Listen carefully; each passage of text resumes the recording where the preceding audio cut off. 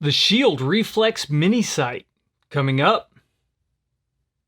I'm John McQuay with 8541 Tactical, and today we are going to talk about the Shield RMS or Reflex Mini Sight. And I have it mounted to this Glock 19 here in front of me. This is kind of a roll-in special configuration where we have an optics-equipped 19 with a KKM compensator and barrel in it, and a Surefire X300 mounted on the bottom. When we initially mounted up the Shield RMS, I had a normal Glock 19 configuration and an APLC underneath, but somewhere along the time while we were reviewing the optic, I needed to run the KKM compensator, so we dropped it in here. And this is the configuration that this optic spent most of its test in. Now, the Shield RMS-C is a really interesting optic because it is really one of the smaller offerings for a slide-mounted optic. Now, this is really important when you are mounting an optic on a reciprocating slide on a handgun, because changes in the mass of the slide affects the reliability of the weapon. It affects ammunition selection and a variety of other issues, in addition to the fact that a lot of guys just don't like a really bulky handgun for everyday carry. So the Shield is a really great option as far as that goes. One other really interesting setup with the Shield, or one of the other interesting benefits of the Shield RMS, is that you do not have to run suppressor height sights to get a co-witness. And by a co-witness, I mean the dot and the iron sights are both usable at the same time. So if you have a dot failure, then you can just drop down and utilize your iron sights to still engage the target.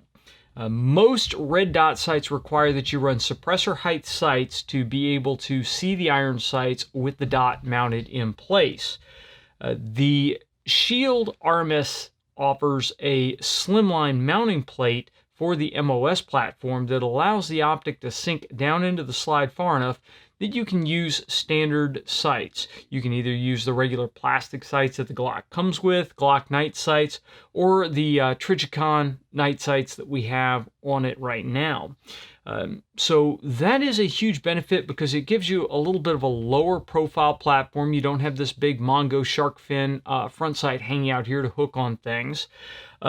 And you may already have a set of quality night sights on your Glock MOS, and you want to mount an optic. It's nice not to have to take those sights out, throw them away, and replace them with something taller. So that is a really nice setup. In addition, the slimline plate is cut specifically for the RMS, so it is more aesthetically pleasing than the regular MOS plates. Now, you can mount the RMS on a regular Glock MOS plate. It takes the J-point footprint, so you can go ahead and bolt it right on that if you have the plates, but the slimline plate is a great option if you really want to go that direction. If you use the standard MOS plate, you will likely need the suppressor height sights in order to see through it. As you notice, the Shield RMS does not have any controls whatsoever. That is one benefit, is there is nothing to mess with here. You put the battery in, it comes on, it stays on constantly until the battery burns out, and then you replace the battery. Shield quotes 1 to 3 years for the battery because it is automatic brightness, so it will power down to a low setting when it is in low light, for instance, a holster or in a safe. So obviously, the longer it spends in those low light conditions, the longer your battery life will be. In a regular carry environment, mixed carry, range use, etc., I got 14 months out of the first battery. We didn't get through the second battery because it died in the process. So 14 months I consider is pretty good. For any of these type of optics, I really want to see better than a year battery life, because a year is a pretty decent replacement cycle. I set a year as the minimum for duty optics because most departments are going to want to replace that battery during their armors inspection, which is a yearly process. So it needs to get at least a year, and the Shield RMS did get a year. So hopefully the RMSW will get as good, if not better, battery life. Now, the drawback to the automatic brightness setting is you don't have any control. So it doesn't matter if you prefer a brighter dot or a dimmer dot. The unit will set the brightness and it doesn't care what you think. What I find is that during zeroing processes or any time that I need to take very accurate shots for target shooting or, as I said, zeroing, I like to turn the dot down until it's just visible. That way it doesn't obscure the target, it doesn't bloom. But really for a working environment or a carry gun, I like to run the dot brighter than necessary because you are going to fire up a weapon light a lot in low light, and that is going to overpower that dot very often. So you'll run the dot a little brighter than you intended. It's not a big deal if you haven't fired up that light, if there's enough ambient light to identify a target, but if you need to light the weapon light up, you need the brighter dot. Very often with automatic brightness, and as I found with the RMS, is you do not get the automatic brightness level at what you want. Especially when you are using a weapon light in a dark environment, the dot tends to be too dim when you turn the weapon light on, and most of these are sampling the ambient light from the wrong position. Not many of them look forward at the target. They are usually looking up, and so the dot brightness doesn't ramp up quick enough to be able to utilize the tack light and identify the target. So this is not isolated to the Shield RMS. The Trijicon RMRs have the same problem with the automatic brightness setting. So really I prefer to have manual brightness settings on optics. It's just not a design consideration with the RMS. Outside in regular range conditions, regular daylight shooting conditions, the automatic brightness setting was just fine. We didn't have any problems even on cloudy and rainy days. It's just interior with the weapon light that tended to be a problem with the brightness not being where I prefer it to be every time. Now, the Shield RMSC weighs in at just a little over ½ an ounce, which is really a featherweight, but that featherweight comes with a pretty significant disadvantage. The construction of the RMS is fairly lightweight. You have these open side plate designs here to try to save you some weight. It looks really nice, it looks really racy, but that means you have very little support for the window here. Now, we did not get to the point where we did a drop test with this, and I'll explain that when we start talking about failures. But other testers have drop tested it, and the optic does not fare well at all. The supports here, the little struts on the side, are fairly dainty, and if you take too hard of an impact on the top of the window or the top of the frame, it will just bend those and you'll lose alignment with the window. And when you lose alignment with the window, then even if you can see your dot, the chances that you've totally lost your zero is pretty significant. So you definitely want to take that into account. Now, we did do some slide racking off of this, one-handed manipulations, and we didn't have a problem losing zero or damaging the sight doing that. But a hard hit is more than likely going to take the sight out of commission.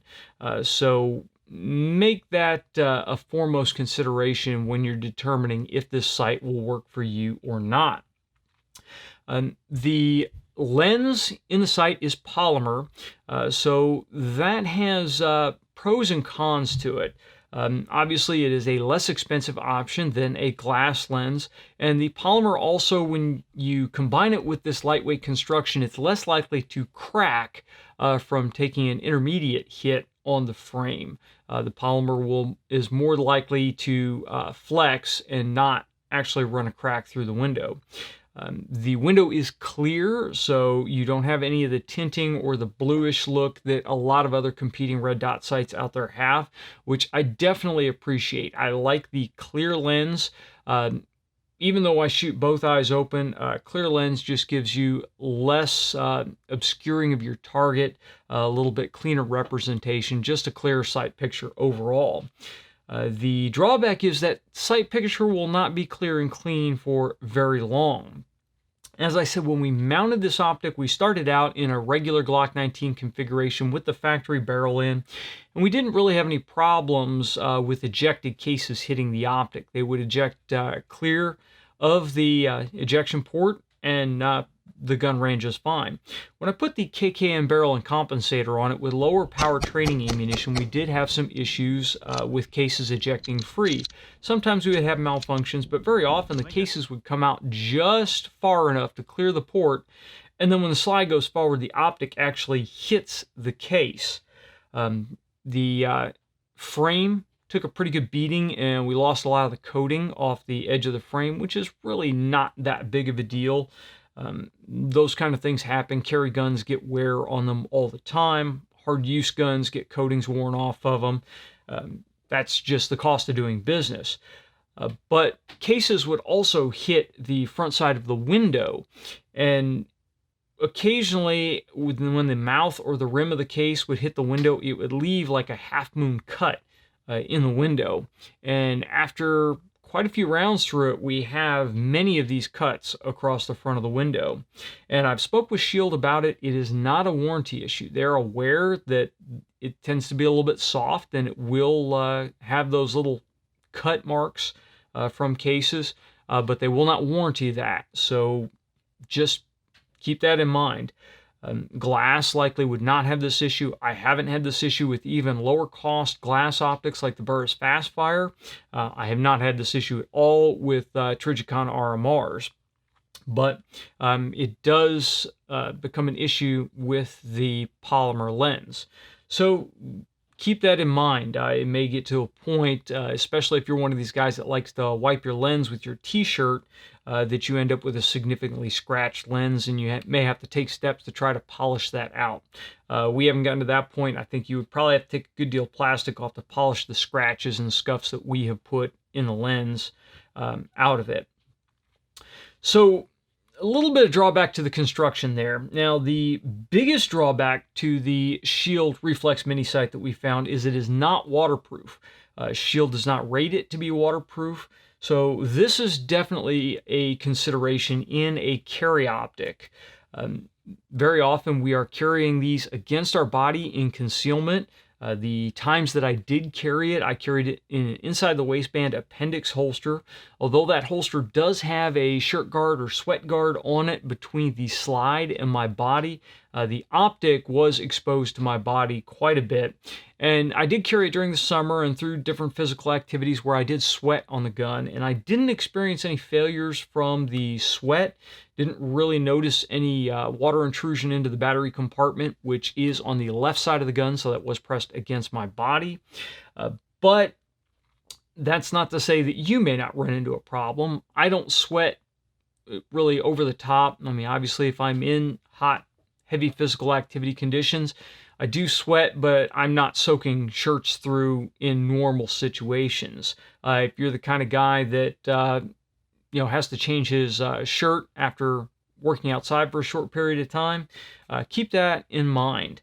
It is definitely not something I would recommend for a law enforcement duty role where you're going to be working with an exposed holster. You are going to be in the rain, you're going to be in the snow, that kind of thing. So definitely use that when you're selecting this or trying to determine if this will apply for your purpose. Now, Shield comes right off the bat and says it's not waterproof. So it wasn't really a design consideration, I guess. And there is a trade-off to that. The RMS, the battery replacement is extremely easy in it. So to replace the battery in this, there is a hole on the right-hand side. Take an Allen key or a Glock tool and push it into that hole, and the battery tray will pop out on the left-hand side. You just pull the battery tray out, pop out the battery, put in a new CR2032, so it takes a standard battery, slide it back in, it latches, and you're good to go. I didn't have any problems with the battery compartment coming unlatched or falling out during regular use or carry, but the battery compartment is not sealed in any way, shape, or form, so allowing sweat in there is definitely a possibility. Now, I did shoot this in the rain quite a bit, and the optic obviously got wet, shot it in some pretty good pouring rain, and didn't have a failure, but the curiosity was just too much for me to bear. I'm standing on a range with puddles, and so I took the handgun and I just simply dropped it into the puddle, immediately picked it back up, shook it out, drove the gun out on target, and I had a dot. Looked at it, went back and got ready to shoot another string, drove the gun out again, and the dot was gone. And that was the end of life for the Shield RMS. Just that simple drop in the puddle, pick it up, and shake it out. So at that point, it was totally disqualified from any kind of duty use in my mind, because police officers work on the side of roadways. There are ditches in the side of roadways, work in snow and rain, all that stuff. It would really suck to fall on your side in a water puddle, stand up, have to draw your handgun, and realize that your optic has failed. So for me, that it's a straight no-go. Now, Shield is releasing the RMS W, which is the next version up from the RMS, which is a waterproof version, and it is beefed up a little bit. So hopefully we will be able to get a hold of one of those later on and be able to determine if that is going to be a duty level optic. I don't think that the Shield RMS is a bad optic. I think it's great for competition, as long as you're not worried about cases hitting the lens and you take care during cleaning. As long as you are not shooting in pouring rain all the time, then the RMS is a good option for competition. Where I really struggle with it, though, is when we look at the price point for the RMS. We're looking at, in the US, the retail on it's about $430. Now, the slimline mounting plate is about another $100. So when you add those two together, you are really competing with the Trijicon RMR, which is the gold standard for slide-mounted optics. The RMR is waterproof. It has no durability issues. It does have a colored tinted lens. It does have to be removed for battery replacement. So there are drawbacks to the RMR, but you have to decide, which one really matters to you, the waterproof and the durability, or the convenience of battery replacement and the low profile and lightweight. So they're kind of on opposite ends of the spectrum. I really enjoyed using the RMS. We have the 4 MOA model here. They also have an 8 MOA model for those of you guys that like a larger dot. And I really wish it hadn't have died as early as it did. I would have liked to have put a couple thousand rounds through it more and see what kind of durability, but really that duty use question just snuck in, and I just had to see, because I get a lot of questions about what optics for duty. I just had to see if it could deal with being dropped in a puddle and pulled out real quick. I knew that throwing it in a pond and dragging it out a week later would kill the optic. But once it did get its dunk, I took the battery out, tried to dry it out, replaced the battery, all this, and it never came back. It is still dead. So that's it. And again, it's not billed as waterproof, so that's not a warranty issue. I did something with it that the manufacturer absolutely does not recommend that you do with it. So that is my general review of the Shield RMS. As I said, I hope we get the RMS W in so we can see if that fixes a lot of the problems with the RMS. Shield also makes the Reflex Mini Sight Compact, which is the perfect size for the smaller compact pistols like the Glock 42 and Glock 43. We do have a Glock 43 slide in, and I'm going to hope to get one of the RMSCs in to be able to put on that slide, because really there's nothing else right now that works well in that capacity. So if you want to put a dot sight on a subcompact handgun, one of the really small, thin handguns, then the RMSC really is the main player in the game right now. So that's it for our review of the Shield RMS. I want to thank Shield for sending the optic out to us and giving us the chance to review it. If you guys have any questions over the RMS, please leave them in the comment section down below or send it to us on Facebook or Twitter. If you like the video, please make sure you like, share, and subscribe. Make sure you click that little bell icon to get notified when we release new videos. And until next time, get out and shoot.